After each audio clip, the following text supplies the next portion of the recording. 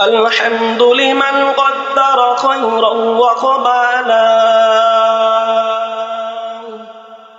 الحمد لمن قدر خيرا وقبالا والشكر لمن صور حسنا وجمالا والشكر لمن صور حسنا وجمالا فرد سمد عن صفة الخلق بريء فرد سمد عن صفة الخلق بريء رب عزلي خلق الخلق كمالا رب عزلي خلق الخلق كمالا لا زد ولا ند ولا حد لمولاه لا جد ولا ند ولا حد لمولاه الآن كما كان ولم يلق زوالا الآن كما كان ولم يلق زوالا শুকরিয়া করব কার? সমস্ত প্রশংসা একমাত্র আল্লাহ সুবহানাহু ওয়া তাআলার জন্য। আল্লাহ সুবহানাহু ওয়া তাআলা আপনাকে আমাকে আশরাফুল মাখলুকাত হিসেবে সৃষ্টি করলেন যদিও, তবুও আল্লাহ সুবহানাহু ওয়া তাআলার ঘোষণা কোরআনের অন্যত্র আয়াতে হাফেজ সাহেব এখানে বসে আছেন, খুলিকাল ইনসানু যায়ীফা, আমি আল্লাহ মানুষ তোমাকে বড় দুর্বল করে সৃষ্টি করেছি। তুমি যদিও সৃষ্টির সেরা, তবে তুমি বাহাদুরি করতে পারবে না। ও মানুষ, আমি তোমাকে বড় দুর্বল করিয়া সৃষ্টি করলাম। আল্লাহ সুবহানাহু ওয়া তাআলা কোরআন কারীমের ভিতরে ঘোষণা করে বলেন, ওয়াশরাফুল মাখলুকাত, আমি তোমাকে সৃষ্টি করলাম শ্রেষ্ঠ কিন্তু দুর্বল। সাবধান সাবধান সাবধান, শরীরের বেশি বাহাদুরি দেখিও না। তোমার বাহাদুরি কিন্তু আমি আল্লাহ 1 সেকেন্ডের অসুস্থতার মাধ্যমে সব শেষ করে দিতে পারি। ঠিক কথা? আরে আল্লাহর বান্দা, তুমি চতুর্মুখী দুর্বল,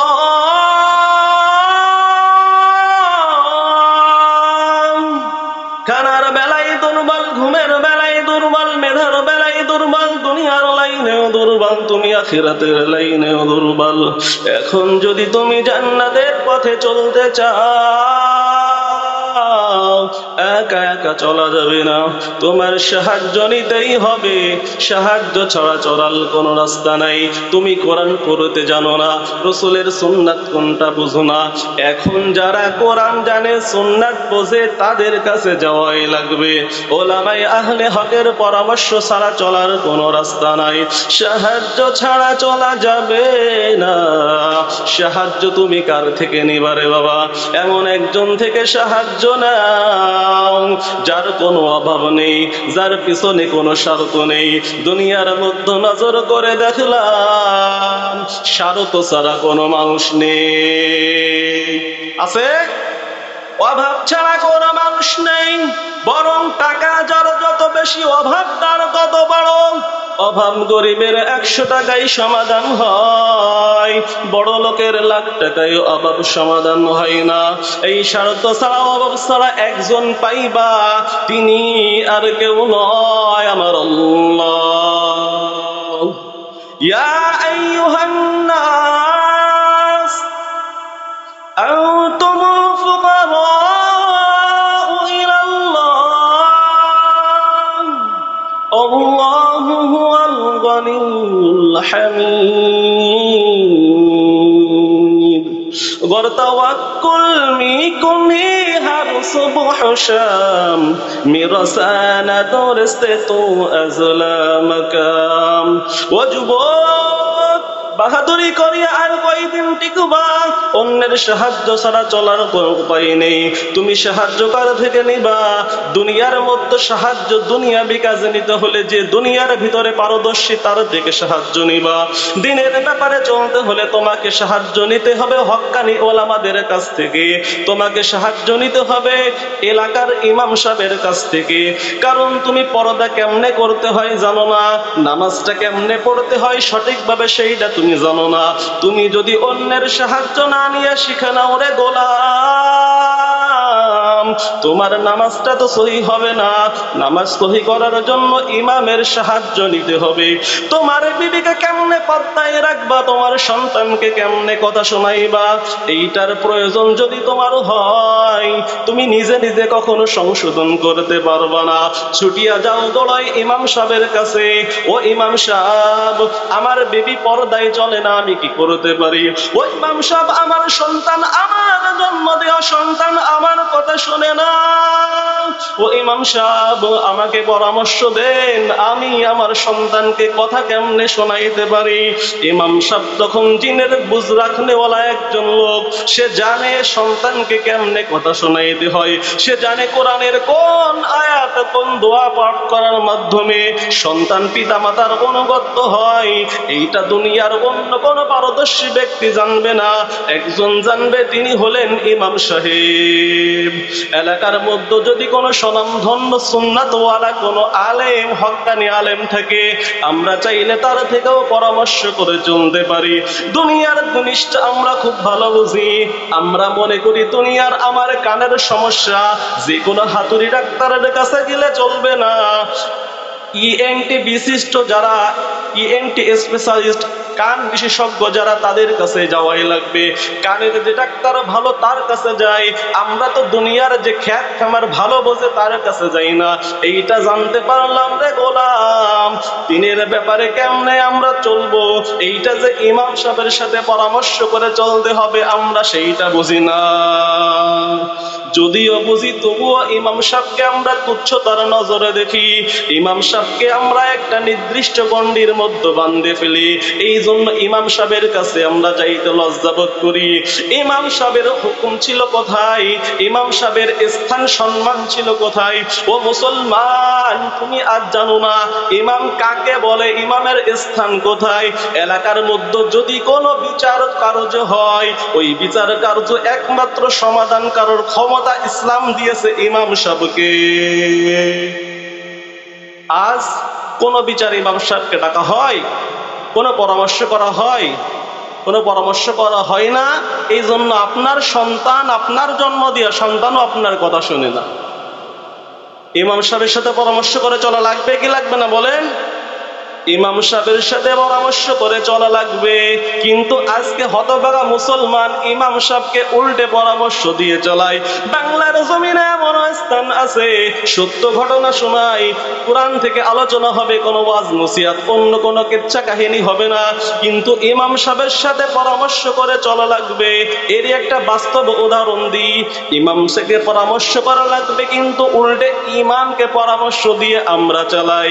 হয়তোবা এই মহল্লা বাহিরঘাটের ইমাম সাহেবের এই দুর্দশা নাই, কিন্তু এমনও এলাকা বাংলাদেশের মধ্যে আছে যেই এলাকার মধ্যে ইমামকে পরামর্শ দিয়ে চালায়। বাংলার জমিনে এমন একটা এলাকার ঘটনা, যেই এলাকার মধ্যে ইমাম সাহেব বিতাড়িত হওয়ার পরে নতুন ইমাম নিয়োগের জন্য ডাকা হলো। ভালো করে লক্ষ্য করে শুনি, নতুন ইমামকে বিভিন্ন ভাবে পরীক্ষা নিরীক্ষা, কেরাত শুনে মাসআলা জিজ্ঞাসা করে ইমামকে নিযুক্ত করা হলো। একটা ইমামকে সিলেক্ট করা হলো। ওই ইমামকে সিলেক্ট করার পর মসজিদের নামধারী যারা সভাপতি, সেক্রেটারি, এমন একজন শক্তিশালী ব্যক্তি, নামধারী একজন লোক ইমামকে ডাকিয়া আনিয়া এক পাশে বলে, ও ইমাম সাহেব, আপনি কি জানেন আপনার পূর্বের ইমামকে কেন বিদায় দেওয়া হয়েছে? তখন ইমাম বেচারা বলে, না না না, আমি তো জানি না, একটু আমাকে বলিয়া বলেন কেন বিদায় দেয়া হলো। ইমাম সাহেবকে তখন বলে, আমি কত ইমামকে বলেছিলাম দুনিয়ার যত কথা তুমি আলোচনা করতে পারো ইমাম সাহেব, আসমানের উপরের কথা আলোচনা করবা, জমিনের নিচের কথা আলোচনা করতে পারো, সমস্যা নাই, কিন্তু মসজিদের ভিতরে ইমাম সাহেব তুমি রাজনীতির কথা আলোচনা করতে পারবা না। ইমাম বেচারা আলেম, কোরআনের প্রত্যেকটা আয়াতের তর্জমা তাফসীর জানে, হাদিসের ব্যাখ্যাও জানে। ইমাম বেচারা শুনে বলে, ও আমার মালিক, এই কোন এলাকায় আইনা তুমি আমাকে ফালাইলা? সবে মাত্র ইমামতিতে আমি নিয়োগ হলাম, আমাকে এই কোন ধরনের কথা বলে? মসজিদে রাজনীতির কোনো কথা চলবে না। ও মালিক, আমি তোমার কাছে বিচার দিলাম, তুমি এর বিচার অতি দ্রুত আমাকে করিয়া দিও। বিচার দিল কার কাছে? আল্লাহর কাছে। বিচার কে করবে? আল্লাহই করবে। কিছুদিন যাইতে না যাইতে, একদিন যাই, 2 দিন যাই, ইমাম সাহেব মনে কষ্ট নিয়ে চলতে থাকে। এইরকম ভাবে কয়েকটা মাস অতিবাহিত হইয়া যায়।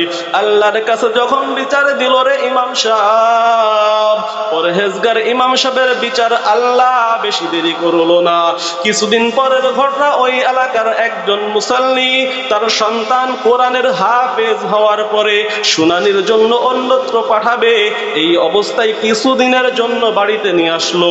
তার চাচা যান ওই হাফেজ সাহেব ভাতিজাকে নিয়ে বড় খুশি, আমার ভাতিজা আজ হাফেজ হয়েছে। ভাতিজা হাফেজ সাহেবকে নিয়ে, বাচ্চা হাফেজ সাহেবকে নিয়ে এক বেলা যাই, 2 বেলা যাই, জোহর যাই, আসর যাই, মাগরিব যাই, এমনি ভাবে ফজরের নামাজেও হাজির হয়। ফজরের নামাজে হাজির হইয়া বাচ্চা তেলাওয়াত মনোযোগ সহকারে শুনে। ইমাম সাহেবের তেলাওয়াতটা ছিল বড় চমৎকার, বড় সুমধুর তেলাওয়াত। সকলেই মনোযোগ হারায়া ফেলে তেলাওয়াতের মধ্যে। এত মধুর তেলাওয়াত দুনিয়ার কোনো খেয়াল থাকে না, সবাই শুধু তেলাওয়াত শোনে। কিন্তু ওই বাচ্চা হাফেজ সাহেব তেলাওয়াতের সাথে সাথে আয়াতগুলোও মিলাইতে শুরু করে। আয়াতগুলো যখন মিলাইতে থাকে, একটার পরে একটা আয়াত তেলাওয়াত করতে থাকে ইমাম সাহেব, সুমধুর কণ্ঠে সকলে শোনে। কিন্তু তেলাওয়াতের ঠিক আছে কি না আছে আর কেউ না বুঝুক, বোঝে ওই বাচ্চা হাফেজ সাহেব। নামাজ শেষ করার পরে যখন ইমাম সাহেব বের হয়ে আসে মসজিদ থেকে, বের হয়ে আসার পরে, ওই মসজিদ থেকে বের হয়ে আসার পরে তার চাচা জানকে বলে, ও চাচা জান, ইমাম সাহেব কতদিন আসলো এই মসজিদে? আমি তো জানি না। বলল, এই তো কয়েক মাস। বলে, ও চাচা যান, কেন ভাতিজা কোনো সমস্যা হয়েছে নাকি? এই ভাতিজার মুখটা বড় অন্ধকার। বলল, সমস্যা হয়েছে কিছু একটা, কিন্তু আপনাকে বলা যাবে না। বলে, ও ভাতিজা আমার, তোমার কোনো ভয় নাই, ভয় নাই, ভয় নাই, তুমি নির্ভয়ে আমাকে বলো ইমামের কোনো ভুল হয়েছে কিনা। ভাতিজা তখন চাচার অভয় পাইয়া বলে, ও আমার চাচা যান, ইমাম সাহেবের তেলাওয়াত এত সুমধুর, যেই তেলাওয়াত শুনে দুনিয়ার কোনো হুঁশ থাকে না, মনোযোগ হারাই ফেলায়, তেলাওয়াতের মধ্যেই মনোযোগ যায়। এই কথা শোনার পরে বলে, ভাতিজা সেইটা তো আমরাও জানি, ঘটনা কি হয়েছে সেইটা বলো। তখন হাফেজ সাহেব, বাচ্চা হাফেজ সাহেব বলে, ও চাচা জান আমার, ইমাম সাহেবের তেলাওয়াত যখন সুমধুর তেলাওয়াত আমি শুনতেছিলাম, শুনতে শুনতে দেখি হঠাৎ একটা আয়াত বাদ দিয়ে ইমাম সাহেব তেলাওয়াত সামনে এগোয় নিয়ে যায়, আয়াতটা বাদ দিয়ে ফেলে। আয়াতটা বাদ দেওয়ার কারণ কি আমি তো এইটা বুঝতে পারলাম না। চাচা যান তখন বেজায় খুশি। চাচা যান খুশি হইয়া বলে, পাইছি আজকে ইমামের একটা ভুল, এই ভুল দিয়া আমি ইমামকে মসজিদ থেকে বিদায় করব। এই বলিয়া চাচা যান মনে মনে অনেক ধরনের পরিকল্পনা করিয়া পাশের গ্রাম থেকে চেয়ারম্যান পর্যন্ত আইনা ইমামের সালিশ বসাইছে। ব্যাপার কি, যখন বাচ্চাকে ডাইকা নিয়ে আসছে, বাচ্চা বলে, আমি তো কিছু জানি না, আমি তো শুধু আমার চাচার কাছে আমানতের সহকারে একটা কথা বলেছিলাম, এত বড় বিপদ হবে আমি তো এই কথা কখনোই বুঝতে পারি নাই। এই ঘটনা ঘটার পরে সকলে একত্রিত, সকলে বলে, ইমাম সাহেব, ঘটনাটা একটা ঘটিয়া গিয়েছে। তখন ইমাম বেচারা বলে আমি তো কিছু জানি না কি হইল।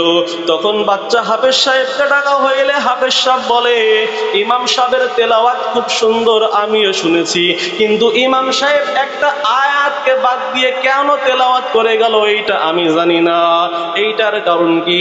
ইমাম সাহেব শুনে বলে তাই, আমি একটা আয়াত বাদ দিয়ে চলে গেছি, এতদিন পরে একজন ধরতে পারলো, আলহামদুলিল্লাহ ভালো। তো বিচার যখন আমাকে নিয়ে, তাহলে আমি একটা কথার দ্বারা এই বিচারটাকে পরিপূর্ণ শেষ করে দিই। চেয়ারম্যান সাহেব বলল আলহামদুলিল্লাহ ভালো, যে ইমাম সাহেবের ব্যাপার যেহেতু ইমাম সাহেব যদি নিজেই বিচারটাকে সমাধান করে দেয় আমাদের আর কোনো সমস্যা নাই।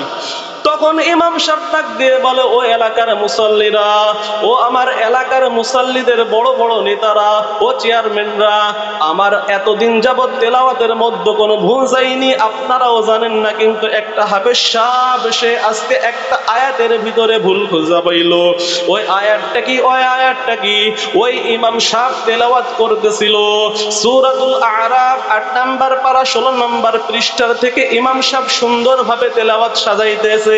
তেলাওয়াত করতে করতে হঠাৎ একটা আয়াত ইমাম সাহেব বাদ দিল।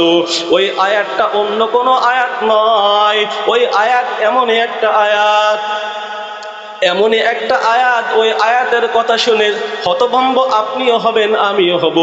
কোরআনের ভিতরে আল্লাহ হুঙ্কার ছেড়ে একটা আয়াত বলেছে অনেক সুন্দর করে, ইন্না রাব্বাকুমুল্লাহুল্লাযী খালাকাস সামাওয়াতি ওয়াল আরদা ফি সিত্তাতি আইয়াম সুম্মা ইসতাওয়া আলাল আরশ ইগশিল লাইলান নাহারা ইয়াতলুবুহু হাতীতান ওয়াশ-শামসা ওয়াল কমারা ওয়ান নুজুমা মুসাখখারাতুন বিআমরি আলা লাহুল খালকু ওয়াল আমরু তাবারাকাল্লাহু রাব্বুল আলামিন।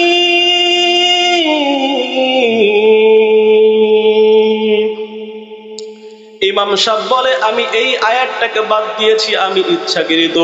আলা লাহুল খালকু ওয়াল আমরু, ইমাম সাহেব বলে আপনারা কি জানেন আয়াতের তরজমা কি? আলা লাহুল খালক, এই জগৎটা সৃষ্টি যার, লাহুল আমর, এই জগতের ঘোষণাও, এই জগতের নিয়ম নীতিও চলবে তার নিয়ম নীতি।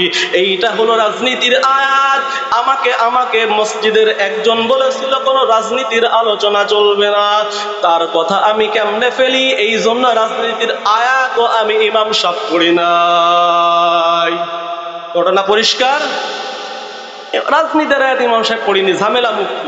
তখন সবাই বুঝতে পারলো রাজনীতির আলোচনা ছাড়া বাংলার জমিন কারো পৃথিবীর কোন একটা সামান্য একটা পরিবার পর্যন্ত আল্লাহর কোরআনের আইন ছাড়া চলতে পারে না। আলা লাহুল খালক, আল্লাহর সৃষ্টি এই দুনিয়া, রাজত্ব চলবে আল্লাহর, কোন এমপি মন্ত্রীর রাজত্ব এখানে চলবে না। আর আল্লাহর দুনিয়ার সৃষ্টির পরে আল্লাহর রাজত্ব যারা অস্বীকার করে তারা কারা? আরেকটু স্পষ্ট করে বলি, শুনতে যদিও শ্রুতি কঠোর হবে, আল্লাহ সুবহানাহু ওয়া তাআলা কুরআনুল কারীমের মধ্যে ঘোষণা করিয়া বলেন ওয়াস-সারিকু ওয়াস-সারিকাতু ফাকতাউ আইদিয়াহুমা জাযাআন বিমা কাসাবা নাকালাম মিনাল্লাহ। যে চোর করে চুরি, চোর পুরুষ এবং চোর মহিলা যারা আছে তাদের 2 হাত কর্তন করিয়ে দাও, 2 হাতকে কাটিয়ে ফেলাও। এইটা কার কথা বলেন? আল্লাহর কথা। এইটা হলো আল্লাহর আইন। এই আইন আজকে আমাদের মধ্যে নাই।